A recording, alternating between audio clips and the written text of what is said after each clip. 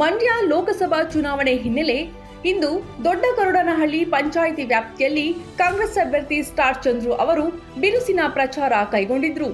ಚಂದ್ರು ಅವರೊಂದಿಗೆ ನೂರಾರು ಕಾರ್ಯಕರ್ತರು ಮನೆ ಮನೆಗೆ ತೆರಳಿ ಮತಯಾಚಿಸಿದ್ರು. ನಮ್ಮ ನಾಯಕರಾದ ಸಿದ್ದರಾಮಯ್ಯ ಸಾಹೇಬರು, ಡಿ.ಕೆ. ಸಾಹೇಬರು, ಚಲಗಣ್ಣರು, ರವಿಯಣ್ಣರು, ಜಿಲ್ಲೆ ಎಲ್ಲ ಶಾಸಕರು ಒಗ್ಗೂಡಿ ಉನ್ನತ ಅಭ್ಯರ್ಥಿಯಾಗಿ ಆಯ್ಕೆ ಮಾಡಿದ್ದಾರೆ.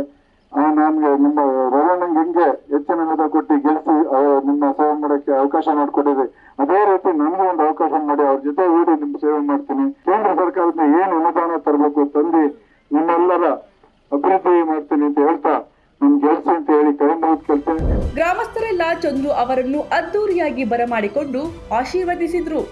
ಶಾಸಕರಾದ ರವಿಕುಮಾರ್ ಗೌಡ, ಮುಖಂಡರಾದ ಎಚ್.ಪಿ. ರಾಮು, ಯೋಗೇಶ್, ರಾಧಾಕೃಷ್ಣ ಮತ್ತಿತರೆ ಮುಖಂಡರು ಚಂದ್ರು ಅವರ ಪ್ರಚಾರಕ್ಕೆ ಸಾಥ್ ನೀಡಿದ್ರು.